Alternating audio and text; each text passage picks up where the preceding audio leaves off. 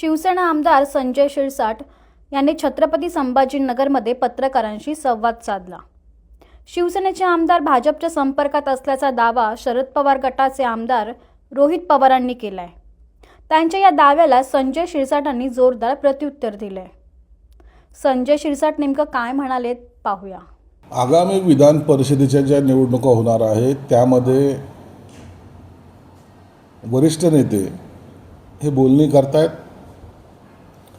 17 पैकी किती जागा मागायच्यात, किती मागितल्यात याबद्दलची स्पष्ट कल्पना कुणालाही नाही आहे। आम्ही 7 जागे मागितल्यात, राष्ट्रवादीने किती मागितल्यात, भाजपने किती मागितल्यात, ह्या सर्व चर्चा आहेत। आणि या चर्चेचा जो शेवट आहे तो देवेंद्र फडणवीस, एकनाथ शिंदे साहेब आणि सुनेत्रा वहिनी यांच्यासोबत बैठक झाल्यानंतरच होणार आहे। म्हणून यावर आत्ताच्या घडीला कोणती चर्चा करणं योग्य नाही। एकनाथ शिंदे साहेब दिल्लीला गेलेत तर या चर्चेसाठी गेलेत अशी जी काही बातम्या चालू आहेत त्या बातम्यामध्ये काही तथ्य नाही। शिंदे साहेब ह्या विभागाच्या काही महत्त्वाच्या कामासाठी गेलेले आहेत। गेल्या आठवड्यात गेले होते आणि आताही गेलेले आहेत। विधान परिषदेची चर्चा करण्यासाठी दिल्लीला जाणं हे मला वाटतं मनाला पटणारं नाही आहे। आणि त्यांचे वेगळी जी काही कामं आहेत किंवा काय त्यांचं काम असेल त्या संदर्भामध्ये ते स्पष्टपणे खुलासा करू शकतील। म्हणून विधान परिषदच्या जागेसाठी म्हणून चर्चा होणं मला वाटतं हे गैर आहे। ठाणे, संभाजीनगर, जालना, नाशिक या तुमच्या जागा आहेत सगळ्या, त्याच्यावर भाजप खूपच आग्रही आहे असं दिसतंय। बघ, चर्चेमध्ये सर्वकडं चालत असतं ना, कोणती जागा मागावी, कोणी कोणाची जागा मागावी, कोणी कोणाचं संख्याबळ दाखवावं, या सगळ्या गोष्टी चर्चेमध्ये चालतात। आणि म्हणून ही चर्चा एक अशी स्टेप येते त्या ठिकाणी या चर्चा थांबतात आणि मग योग्य पद्धतीने वाटप होतात। परंतु तुम्हाला एक सांगतो, ह्या सगळ्या जागा आम्ही हे महायुतीमध्येच लढणार आहोत आणि याचा चांगला तोडगासुद्धा हे वरिष्ठ नेते काढतील। वांद्र्याच्या गरीबनगरचं ते चोपडपट्टी पाडली, सगळ्यांनी खरं तर याचं स्वागत केलं, खूप जुनं होतं। मात्र तिथले झिसान सिद्दीकी म्हणतायत की हे अतिशय वाईट झालं, लोकांना बेघर करण्यात आलं आणि या प्रत्येकाला घर तुम्हाला द्यावं लागलं। प्रत्येकजण उठतो रेल्वे स्टेशनच्या बाजूला मुंबईमध्ये, खास करून एखाद्या गुंडाकडून एक पगडी देऊन घर विकत घेतो आणि ते आपलं स्वतःच्या मालकीचं असं समजतो। त्यामुळं मुंबईला जो अतिक्रमणाचा विळखा पडत चाललेला आहे आणि मग त्याच्यातून पाकिटमार, लुटारू ह्या अशा सगळ्या टोळ्या निर्माण होतात। आपण पाहत असाल जे काही पकडले जातात त्या अशा स्लम भागातून काही ठिकाणून पकडले गेलेले आहेत। आणि हे अशा लोकांचा पाठिंबा देणं मला वाटतं गैर आहे। जो मुंबईचा आहे, स्थानिक आहे, अनेक वर्षापासून राहतोय, गेले 30-40 वर्ष राहतोय आणि त्याचं जर घर पाडलं गेलं असेल, निश्चित त्याच्यासाठी आपण योग्य ते त्याला सपोर्ट केला पाहिजे। त्याच्यासाठी सरकारने सुद्धा त्याला कुठं शिफ्टिंग करता येईल का याच्याबद्दलचं सुद्धा काळजी घेतली पाहिजे। परंतु रोज येणारे लोंढे आणि त्याच्यामुळं होणारं अतिक्रमण हे मुंबईसारख्या शहराला परवडणारं नाही, मग तो कोणत्याही जाती धर्माचा असला तरी। सर, तुमच्या पक्षातील 40 आमदार भाजपच्या संपर्कात आहेत, काही पक्षनिष्ठ आमदार सोडले तर अनेक आमदार होते ते भाजपच्या संपर्कात आहेत असा दावा रोहित पवारांनी केला। रोहित पवार आजकाल भविष्य सांगायला लागलेला, प्रत्येक पक्षाचं भविष्य सांगत फिरतोय तो। त्याला काय माहिती आहे स्वतःचा पक्ष कुठं चालला आहे त्याची त्याला गॅरंटी नाही आहे।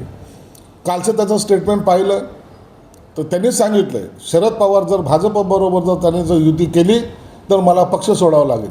म्हणजे याचा अर्थ काय होतो, तुमच्याच पक्षात तालमेल नाही ना।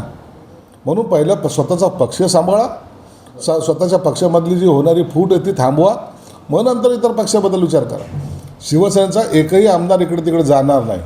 एकनाथ शिंदे साहेबांच्या नेतृत्वामध्ये आम्ही ठामपणे त्यांच्या पाठीशी आहोत आणि एकनिष्ठतेने आम्ही त्यांचं काम करू। तुमच्याविषयी अब्दुल सत्तारांनी खतखत व्यक्त केली आहे, पक्ष छोटा होतोय, पक्ष वाढवायचा असेल तर रोगाचा इलाज करावा लागेल। महापालिका, जिल्हा परिषद दोन्ही निवडणुकीत फटका बसलाय। जिल्हा परिषद आपण गमावली नाही तर आमच्या एका माणसाने त्यांना दिली आहे।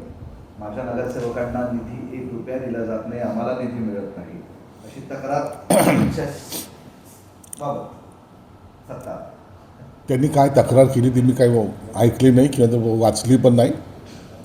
आणि कुणाला किती निधी दिला याचा हे रेकॉर्ड हा आमच्या कलेक्टर ऑफिसमध्ये असतो। निधी हा काही गपचूप अंधारात दिले जात नाही. म्हणून अशा तक्रारी वगैरे जर असेल तर त्यांनी माझ्याकडे यावं, माझ्याशी चर्चा करावी. मी त्याच्याबद्दलचं स्पष्टीकरण देऊ शकतो. सर, शिवाजी कोण होता या पुस्तकाचे प्रकाश आंबे यांना आमदार संजय गायकवाड यांनी दिलेल्या धमकी प्रकरणी आता जिल्हा न्यायालयाने त्यांची चौकशी करण्याची परवानगी दिली गायकवाडांची. जिल्हा न्यायालयाने जर चौकशी करायचे आदेशित केलं असेल तर त्याची चौकशी होईल आणि त्या चौकशीमध्ये खरं खोटं जे काय येईल ते निष्पन्न होईल. चौकशीला संजय गायकवाडसुद्धा समोर जातील आणि त्या संदर्भामध्ये काय त्यांचं म्हणणं होतं किंवा त्यांच्याबद्दलचे आरोप काय आहेत त्याबद्दलचा खुलासासुद्धा ते करतील. गुलाबराव असं म्हणतात की आम्ही 7 जागेची मागणी केली आहे. वरच्या पडलेचा विषय आहे. प्रताप पाटील यांच्यासाठी सुद्धा मागणी केलेली आहे. पण आपण लोक दोघेही स्वतःच्या मुलासाठी जागा मागताना काय आहे? बघा, जागा कुणाच्या मुलासाठी मागतायत काय मागतायत, परंतु जागा सुटल्या पाहिजेत हा आग्रह गुलाबराव पाटलांनी पण केलेला आहे आणि प्रतापराव जाधवांनी पण केलेला आहे. जागा सुटणं हा आमच्यासाठी महत्त्वाचा विषय आहे. कुणाला तिकीट द्यायचं याचा निर्णय एकनाथ शिंदेसाहेब घेतात. पाकिस्तान सुद्धा पंप बंद करण्यात आला होता. पुरवठा विभागाने सुद्धा नंतर पाहणी केली. आता त्या जे पंप चुकीचा होता किंवा स्टॉक असताना पेट्रोल दिलेलं नाही असं जे ते उघड झाले. काल माझ्याकडे जेव्हा तक्रार प्राप्त झाली त्या टायमाला मी आमच्या साजापूर भागामध्ये एका पेट्रोल पंपवर जाऊन चेक केलं. मूळ तिथलचा मॅनेजर का मालक तो तिथून पळून गेला होता. सगळे कॉम्प्युटर त्याने बंद केले होते. सर्वसामान्य माणूस त्याला विचारत होता की आम्हाला तुझ्यातला स्टॉक संपला हे तुझ्या कॉम्प्युटरवर दाखव, तिथे दिसतं ते. परंतु तो पळून गेला. नंतर जेव्हा मी कलेक्टरांना कॉल केला, पुरवठा अधिकाऱ्याला कॉल केला, ते आले, त्याने चेक केलं तर लक्षात आलं की त्याच्यामध्ये 23,000 लिटरचा साठा हा होता, बॅलन्स होता. 3,000 लिटरचा साठा बॅलन्स होता. मग नंतर पुन्हा त्यांनी पेट्रोल पंप चालू केला. म्हणजे अशा प्रकारे डिझेल असून न देणं हा सुद्धा एक गुन्हा आहे. सर्वसामान्याला वेठीस धरणं, शेतकऱ्याला वेठीस धरणं, म्हणून त्याच्यावर कारवाई हे कलेक्टर ऑफिसच्या माध्यमातून केली जाणार आहे.